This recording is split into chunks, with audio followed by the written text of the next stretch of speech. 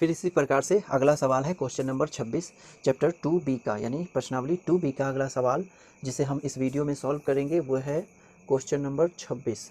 Question number 26 में सिद्ध करना है कि 1 + tan स्क्वायर थीटा गुने cos थीटा गुने cos 90 डिग्री माइनस थीटा बराबर में tan थीटा। तो इतना से हमें इतना सिद्ध करना है।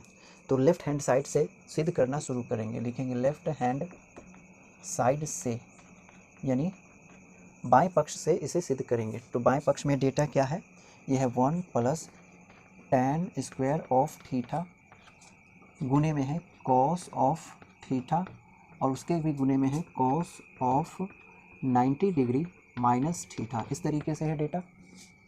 फिर बराबर में हम लिखेंगे बराबर, यहाँ जो है कितना है 1 + tan square theta, 1 + tan square theta.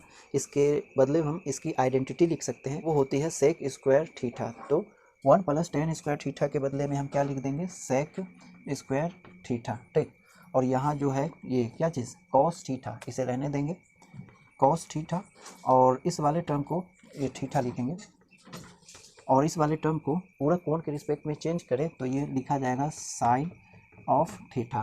ठीक, तो क्या प्राप्त हुआ, इसे चेंज करने पर 1 + tan स्क्वायर थीटा के बदले हमने लिख दिया सेक स्क्वायर थीटा, गुने में ये है cos थीटा और उसके गुने में है, इसे पूरा कोण के रिस्पेक्ट में चेंज करके लिखेंगे तो ये हो जाएगा साइन थीटा। ठीक, अब क्या कर सकते हैं, अब हम क्या कर सकते हैं, इसे कुछ नहीं कर सकते, ये रहने देंगे, फिर इसे भी कुछ नहीं कर सकते, लेकिन ये जो स्क्वायर है सेक स्क्वायर थीटा, इसके बदले में हम कुछ परिवर्तन कर सकते हैं। हम क्या कर सकते हैं इसके बदले, इसे हम cos के इन्वर्स के रूप में इस प्रकार से लिख सकते हैं, cos square 1/cos square theta, इस प्रकार से लिख सकते हैं। और ये जो है इसे रहने देंगे cos थीटा और गुने में साइन थीटा। ठीक ना, तो सेक स्क्वायर थीटा के बदले में लिख दिया गया है क्या चीज़, 1 + cos स्क्वायर थीटा। अब यहाँ पर क्या कर सकते हैं कि ये स्क्वायर है और यहाँ ऊपर अंश में cos थीटा है, तो ये इस cos थीटा से ये स्क्वायर कैंसिल हो जाएगा। ठीक ना, तो क्या बचेगा 1/cos थीटा और गुने में साइन थीटा। तो इस प्रकार से ऊपर में है 1 गुने साइन थीटा, तो ऊपर में अगर हम गुना करें तो ये हो जाएगा साइन ऑफ थीटा और बटे में है cos ऑफ थीटा।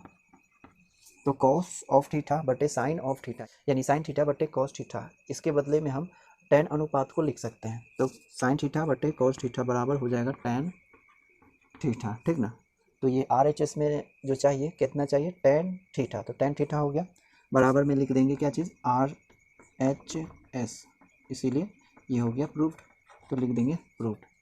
तो आप इतना नोट करें। फिर इसी प्रकार से अगला सवाल है क्वेश्चन नंबर 27। क्वेश्चन नंबर 27 में हमें सिद्ध करना है, सिद्ध यह करना है कि cos A गुने cos 90 minus A minus sine A गुने साइन 90 माइनस A बराबर में होता है 0। तो लेफ्ट हैंड साइड से आगे बढ़ेंगे, लिखेंगे यहाँ पर लेफ्ट हैंड साइड से, यानी बाएं पक्ष से। ठीक ना, तो बाएं पक्ष में डेटा जो है वो लिखेंगे क्या है, cos of A times cos of 90 degree minus A, इस तरीके से। फिर minus sine of A times sine of 90 degree minus A, इस तरीके से लिख सकते हैं ना। अब यहाँ पर क्या कर सकते हैं, इसको कुछ कर सकते हैं, यहाँ तो स्क्वायर भी नहीं है तो इसीलिए चेंज नहीं कर सकते हैं, लेकिन यहाँ पूरा कोण के रिस्पेक्ट में इसे चेंज किया जा सकता है। ठीक, तो इसे रहने देंगे, बराबर में लिखेंगे cos ऑफ A टाइम्स, इसके बदले में हम क्या लिख देंगे, इसके बदले में हम लिख सकते हैं साइन ऑफ A, इस तरीके से। फिर यहाँ माइनस है, इस साइन वाले टर्म को भी हम रहने देंगे, इसे कुछ नहीं कर सकते हैं, इसीलिए साइन ऑफ A। ठीक, लेकिन इसके में जो है वो क्या है, sine of 90 degree minus A, तो इसे भी हम पूरा कोण के रिस्पेक्ट में चेंज कर सकते हैं और इसके बदले में हम लिख देंगे कितना, cos ऑफ A, इस तरीके से। तो क्या आ गया डेटा, ये हो गया cos of A times sine of A, और माइनस है, माइनस इसे पहले लिख दें तो cos ऑफ A और टाइम्स साइन ऑफ A, इस तरीके से लिख सकते हैं।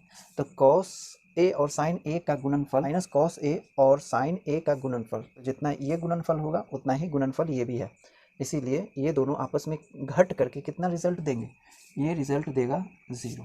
ठीक, इसीलिए RHS में हमें क्या चाहिए 0, तो ये आ गया 0, लिख देंगे बराबर में RHS और साथ में प्रूफ्ड। ठीक ना, तो इसे सिद्ध करने के लिए क्या किया गया है, ये कॉस वाले टर्म को रहने दिया, लेकिन इस कॉस वाले टर्म के बदले में हम साइन थीटा लिख सकते हैं, ठीक, सॉरी साइन ए लिख सकते हैं।